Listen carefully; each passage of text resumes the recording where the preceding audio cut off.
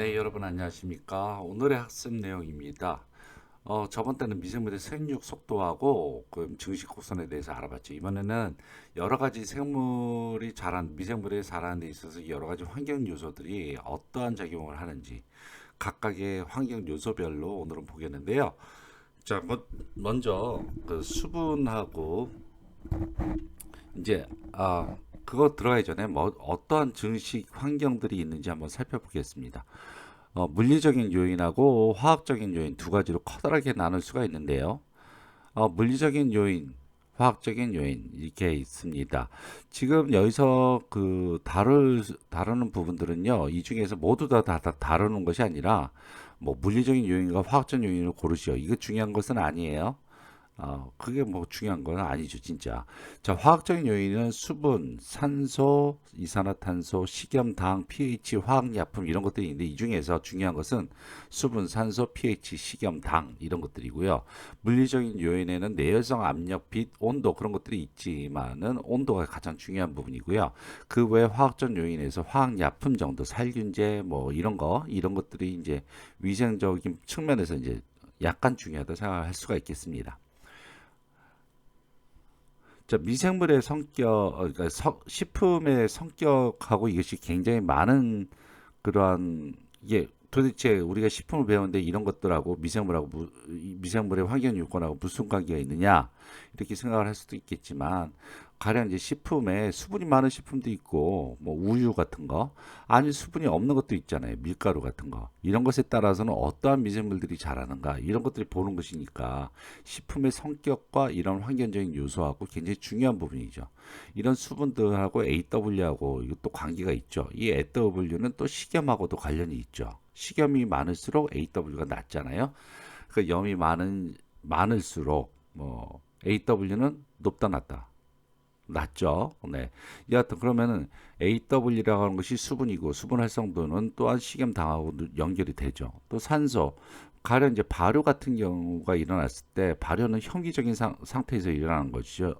그렇죠. 그리고 통조림 같은 경우에도 공기가 다 빠지잖아요. 그러니까 탈기가 되니까 그런 것도 현기적인 식품이죠. 또한 또 현기적인 식품이라고 한다면 소세지 같은 경우에도 전부 다 진공 포장이 되잖아요. 진공 포장된다는 얘기는 그 안에 산소가 없다는 얘기죠. 자, 산소가 없으니까 미생물이 살지 말아야 되는데 살 수도 있는 미생물이 있다라는 것이죠. 그러니까 어떤 미생물 조심해야겠다. 뭐 이런 것들 이제 배우는 거예요. 그다음에 pH, 유산균, 젖산균 이런 것들은 pH가 낮은 식품에서도 잘 살 수가 있죠. pH 뭐 4.5를 기준으로 해서 그다음에 뭐 통조림 살균은 어떻게 해야 되는가 이런 것도 배우게 될 것이고요. 그다음에 온도는 저장하고 깊은 관계가 있죠. 냉동, 냉장일 때도 자라지 말아야 되는데 자란 그런 미생물들이 있으니까. 자, 그러면 이제 수분을 보겠습니다. 수분은 어 그러니까 식품에서 이게 수분이라고 하는 것은 식품학에서 제1장에서 나오지만요. 많은 물질을 녹일 수 있는 용매의 역할을 하죠. 어, 물의 역할, 그러니까 물의 역할이라는 것은 식품에서 이제 그 수분에서 가장 처음 배우는 것들인데, 그러면서 같이 나온 것이 물의 구조죠. 물의 구조. 그래서 H2O, 그랬을 때 O를 양쪽으로 팔에 벌려져 있는 것처럼 H 두 개가 붙어 있는데, 여기에 비공유 전자쌍이 있고, 비공유 전자쌍이 한꺼번에 뒤쪽에 몰려 있으니까 얘네들 마치 마이너스 같이 움직이고, H 쪽은 플러스 같이 움직이기 때문에, 어떻다? 예, 극성 분자란 말이죠. 극성. 비극성 분자는 저희 CH4 같은 거, 메탄 이런 것들은 비극성인데 얘네들 극성을 갖고 있기 때문에 수소 결합 같은 거. 그러니까 정기적으로 중성이지만 전자의 배치가 한쪽으로 편협하게 몰려져 있기 때문에 전자의 치우침에 의해서 극성 분자로서 작용을 하고 뭐 수소 결합이라든지 뭐 그런 것을 통해서 여러 가지 용매 그러니까 어떤 분자가 있으면 얘네를 갖다 해쳐버려 NaCl이 있으면 Na 플러스하고 Cl 마이너스로 그냥 해쳐 이런 용매 역할을 잘할 수가 있다라는 얘기를 했었어요. 그러니까 얘네들은 용매 역할을 잘하고 많은 물질을 녹이기 때문에 영양소를 세포 내로 집어넣는 역할도 많이 하고 노폐물도 없애는 데 사용하고 또한 얘네들이 있음으로써 화학 반응이 일어나는 거죠. 가수분해라든지 뭐 펩타이드 결합이라든지 지방의 에스테르 결합이라든지 이런 결합을 유도하기도 하고 분해하기도 합니다. 또 물은 수소 이온 공유자이고요. pH 조절도 가능하고요. 또 결합수, 자유수 이런 얘기는 식품학에서 익히 여러분한테 설명을 많이 했고 이미 여러분도 많이 알고 있는 부분들입니다. 자, 그런데 수분은 식품에서의 수분의 함량은 퍼센트로 나타내기도 해요. 하지만 보통 보면은 퍼센트로 나타나기에는 어떻다 식품 안에 있는 조직이라든지 그런 것들이 굉장히 좀 특별한 구조를 갖고 있기 때문에 그 수분과 습도와 온도의 영향을 아주 극단적으로 받는단 말이죠. 그래서 수분 활성도라는 개념을 새롭게 도입을 하게 됩니다. 자, 완전히 밀폐된 어떤 그러한 어떤 개가 있다 합시다. 개라고 시스템이라고 합시다. 그러니까 어떤 사각의 틀이 있어요. 그 안에 바깥에서 뭐가 들어오지도 않고 완전히 밀폐된 공간입니다. 그 안에 이제 식품이 있어요. 식품이 있으면 얘네들이 식품 바깥에도 물이 있고, 그러니까 수증기가 있죠. 그 다음에 식품 내부에도 수증기가 있어요. 그렇다면 얘네들이 서로 통로가 자유롭게 그냥 왔다 갔다 한단 말이에요. 그래서 물은 높은 곳에서 낮은 곳으로 떨어지듯이 많은 곳에서 적은 곳으로 이동하듯이 식품의 주위 환경의 H2O의 압력과 식품 내의 H2O의 압력에 따라서 물이 막 이동을 한단 말이에요. 그러다가 어느 순간에 평형되어지는 그러한 수분, 그러니까 더 이상 서로 간에 움직임이 없는 그러한 수분이 되었을 때 이것을 AW라고 얘기를 하는데 AW를 워터 액티비티라고 얘기를 하고 우리나라 말로 수분 활성도라고 얘기를 한다 얘기했습니다. 그래서 이것을 쓸 때는 AW로 저 A가 소문자 A에다 크게 쓰고 할 수도 있어요. 자, 그렇게 해서 자, AW의 정의는 그럼 식품이 있고 이와 같은 밀폐된 개 안에 식품이 있고 그 안에 수증기, 압이 있고 바깥에 식품 외에 또 수증기, 압이 있으면 식품 외에 수증기, 압이 있으면 얘네들의 비율이란 말이죠. 그죠? 수분 활성도 AW는 분모가 P0, 분자가 PS. 그러면 P0는 P라고 하는 그 단어를 그러니까 이 철자 알파벳은 왜 들어갔냐면 프레셔예요. 프레셔. 압력입니다. 압력을 뜻하는 거예요. 그래서 P0는 식품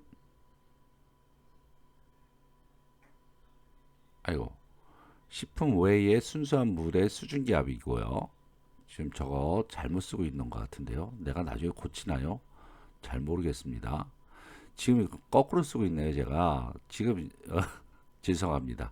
자, 분자 분모 지금 바뀌고 지금 쓰고 있으면서 저는 지금 정신을 놓고 지금 쓰고 있네요. 지금 더빙을 하고 있거든요, 제가. 네, 지금 더빙할 때 정신을 차리면서 보니까 지금 분자 분모가 바뀌었습니다. 그래서 분모는 식품 외에 같은 온도에서 순수한 물의 수증기압이고요. 분자는 식품 내의 순수한 물의 수증기압입니다. 저 바뀌었어요. 정말 죄송합니다. 지금 더빙하는 순간이라서 동영상을 수정하기가 힘드네요. 그래서 압력의 비율이기 때문에 얘네들은 언제나 1보다 낮아요. 그래서 1이라고 하는 것은 완전 물을 의미하는 것이고요.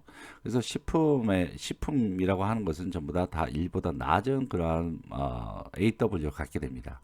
그렇다면 1에 가까워질수록 수분이 많다라는 것을 의미합니다.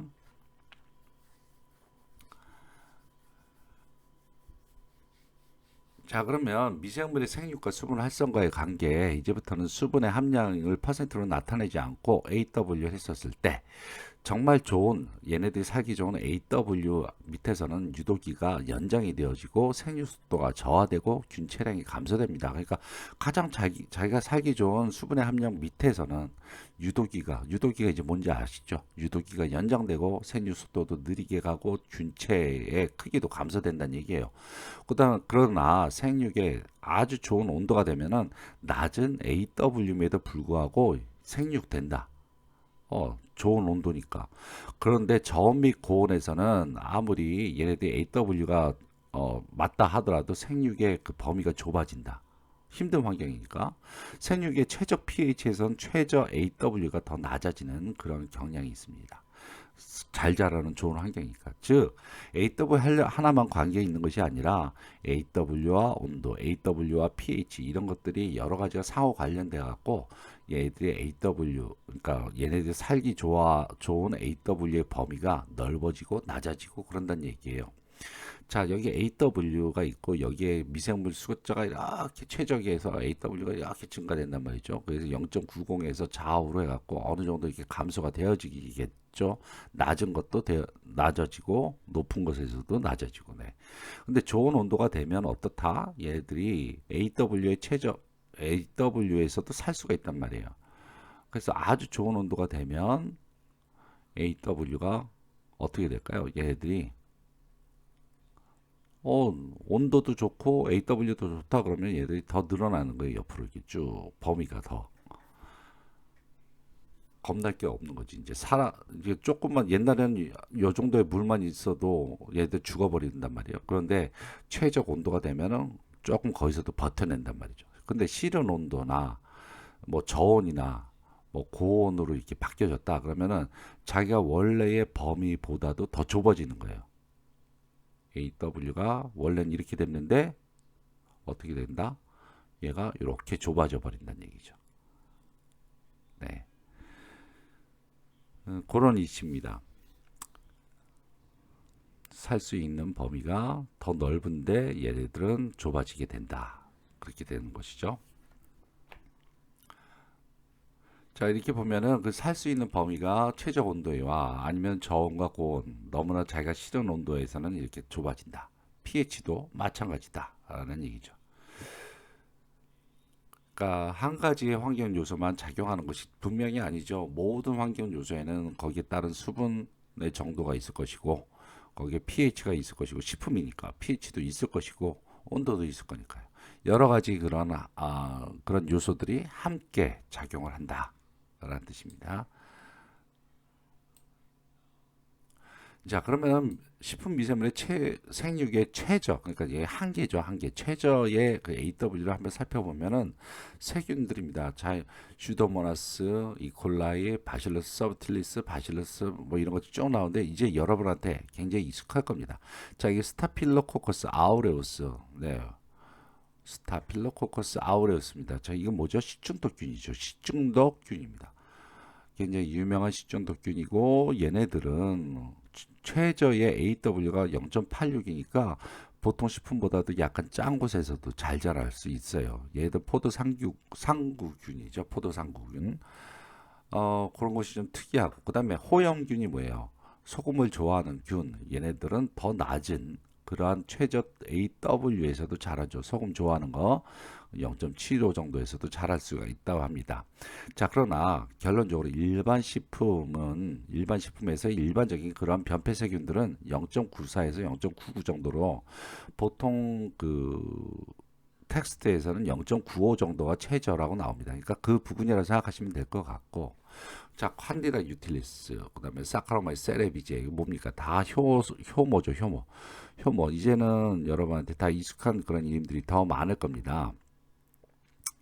네, 맥주 효모, 빵 효모 이거 전부 다 사카로마이스 세레비제에 해당되는 것들인데요. 여하튼 보면은 세균보다는 조금 낮네요. 조금 낮은 곳에서 자라고 있어요.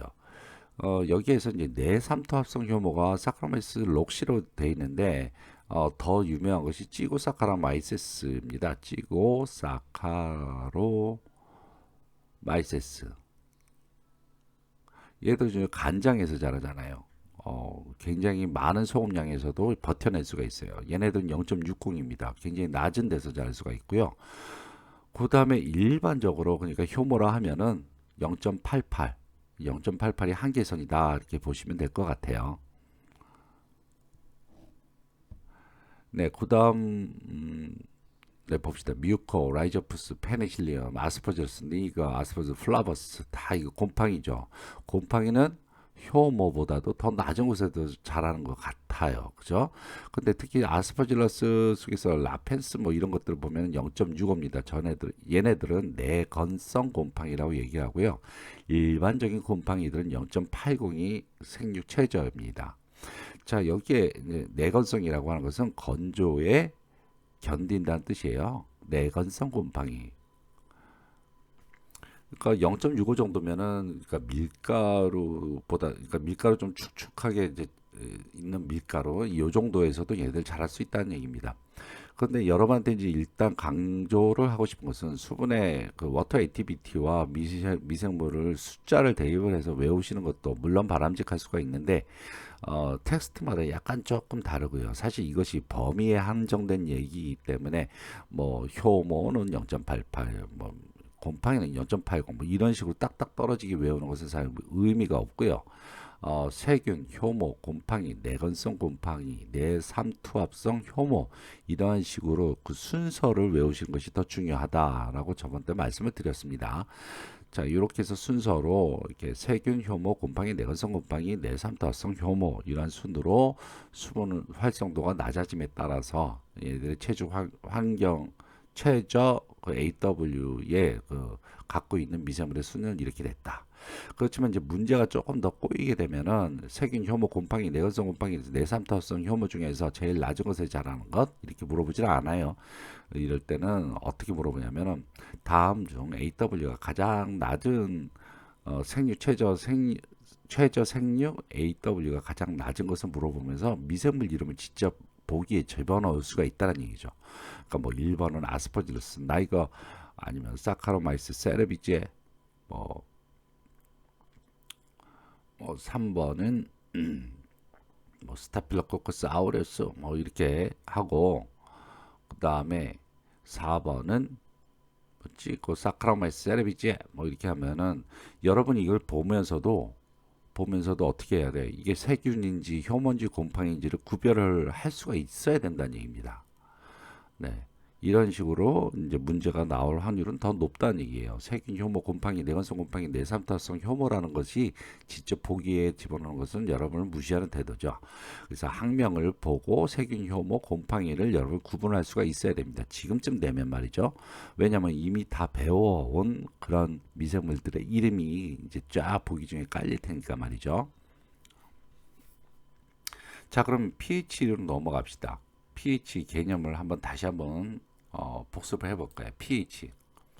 pH라고 하는 것은 H 플러스라고 하는 이온의 농도입니다. 이온의 농도. 농도는 대부분 화학에서는 대가로로 표시를 하게 돼요. 이렇게 대가로로 표시를 하고요. 그래서 pH는 공식이 마이너스 앞에다 붙이고 로그 짜증나 로그 또 나와서 H 플러스 분의 1입니다. H 플러스 그러니까 로그 다음에 분수가 나오면요 이것이 전체가 마이너스가 돼요. 그래서 마이너스 곱하기 마이너스이기 때문에 전체적으로 플러스를 만들어 주는 겁니다. 그냥 이것은 약속입니다. pH를 마이너스로 표기하는 것보다 플러스로 표기하는 것이 사람들한테 정서상 더 맞기 때문에 그래서 pH는 그 숫자의 개념으로서 이제 높다 낮다로 표시를 한다는 건 숫자가 높아지면 H 플러스의 농도가 많다라고 생각하시는 분들이 꽤 많다는 거 굉장히 놀라운 사실입니다. 틀렸어요. H 플러스의 농도가 낮다라는 뜻이고요. pH 숫자가 낮다라는 얘기는 H 플러스의 농도가 높다라는 얘기예요. 그러니까 pH의 숫자가 높다라는 얘기는 알카리성이고요. pH 숫자가 낮다라는 얘기는요 산성이라는 뜻이에요. 그렇죠? 알카리성, 염기성이다. 그 다음에 이것은 산성이다. 네, 그렇게 어, 확실하게 이거는 개념을 확실하게 잡으셔야 돼요.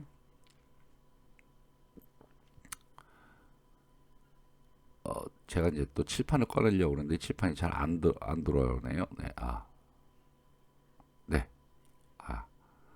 그렇지. 사각형을 잘 그리려고 노력을 했으나 역시 삐뚤어졌네요. 네. 자, 이렇게 해서 pH 개념 정리됐고, 자, 그럼 미생물의 생육에 제일 좋은 pH는 세균은 어떻다? 7.0 부분이다. 쭉 중성 부분이에요. 중성 부분. 중성 부분에서 잘 자라고요. 효모나 곰팡이는 이보다 낮은 약산성 pH 4에서 6 정도의 그러한 정도가 그러니까 일반적인 세균과 일반적인 효모, 일반적인 곰팡이에 대해서 얘기를 하고 있는 겁니다. 다 그런 것은 아니에요. 예외적인 그런 균들도 있습니다. 자, 근데 어떤 식품들 중에서 내가 만일 이 식품 안에는 세균도 있고 효모도 있고 곰팡이가 있단 말이죠. 그 중에서 만일 세균을 제외하고 싶어요. 그래서 효모나 곰팡이만 골라내고 싶다. 그럼 어떻게 하면 될까요? 배지의 pH를 중성이 아닌 약산성으로 떨어뜨리면 되겠죠. 그죠? 실질적으로 이런 실험들 많이 행하게 되는데요. 그 락틱 애시드 같은 젖산, 유기산을 갖다가 집어넣고 그다음에 pH를 조절하는 경우가 많이 있습니다. 그래서 pH 그러니까 한 6 정도 되면 곰팡이도 나오는데 사실 5.5만 되더라도 효모만 분류하는 그런 경우도 많이 있어요. 여하튼 pH 7에서 세균이 잘 자란다고 얘기했지만 락토바실러스라든지 스트랩토코커스 이거 어디에서 나오는 거냐면 유산균이에요. 유산음료 만드는 얘들인데 얘들은 강하게 산성의 그런 산을 분비해내고 그 안에서 살 수가 있어서 얘들은 pH가 아주 낮아도 잘 자라는 예외적인 그런 사항들입니다. 그러니까 예외는 있다라는 얘기입니다. 하지만 지금 우리는 일반적인 얘기를 하고 있습니다. 자, 그래서 일반적으로 곰팡이는 효모보다 낮은 pH에서 자라고 효모는 세균보다 낮은 pH에 대해서 내성이 강합니다. 대부분 중성이나 약산성에서는 세균이 더 강하게 자라나 pH 5 그 이하에서는 효모가 더 잘 자라고요. pH가 과연 이렇게 이렇게 그 수소의 농도가 많아질수록 왜 얘네들이 못 자라느냐? 세포막을 손상시키거나 세포막 투과성을 손상시키거나 세포 내부의 pH를 변화시키거나 효소 활성을 저해시키거나 단백질 변성, DNA 변성, ATP 합성의 저해인데 이것은 미생물에 해당되는 것이 아니라 모든 세포에 다 해당되는 얘기입니다.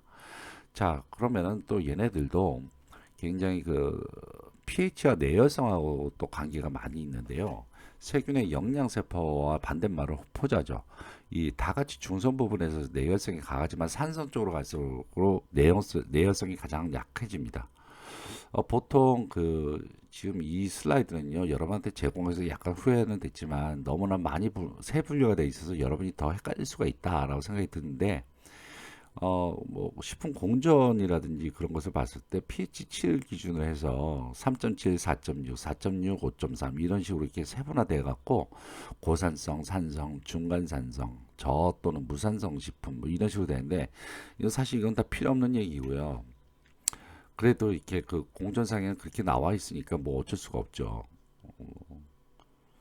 이렇게 이제 뭐 여기 7 이상은 어차피 염기성이고요. 그 다음에 5.3에서 7 부분을 5.3에서 7 부분을 중간산성 아닌데 중간산성이 아니라 저 또는 무산성 그 다음에 뭐 여기 중간산성 그 다음에 산성 뭐 이런 식으로 그리고 저 밑에는 고산성 그렇게 하는데 굉장히 말 자체가 참 그 뭐랄까 꼰대스럽죠. 꼰대스러워요 진짜. 약간 좀 굉장히 옛날 말 같아. 그래서 나는 이런 분류 자체에 대해서 너무나 그 여러분이 얽매이지 말라고 얘기하고 싶고요. 식품 공전에서는 3, 5, 뭐 5 다음에 6.5, 7.5 이런 식으로 또 나눠져 갖고 강산, 약산, 미산, 아이고야 중성 그리고 그 이상은 알칼리 뭔지 이런 식으로 나누게 되는데 여하튼 뭐 식품 공전에 관련된 부분들의 일을 앞으로 하시려면은 이 부분들은 외워두셔야겠지만 저는 여러분한테 그렇게 강요하고 싶지는 않고요. 중요한 것은 뭐 하나만 외우면 되냐면은 4.5만 외우세요. 4.5. 그래서 4.5를 기준으로 해서 4.5 밑에 있는 건 어차피 수소 농도가 많으니까 강산, 저쪽은 4.5에서 7은 약산 그렇게 나눠줍시다. 자, 그렇게 봤을 때 어떤 식품이 있어요. 근데 가열처리 하려고 그래요. 근데 그 식품이 만일 강산식품이라고 그러면은 그리고 만일 약산식품이라고 한다면은 어떻게 열 처리하는 것이 효과적일까 생각을 한번 해보자는 얘기죠. 자, 그러면은 A라고 하는 식품, B라고 하는 식품 어느 식품을 더 높은 온도로 처리하는 것이 나을까요? 처리해야 될까요?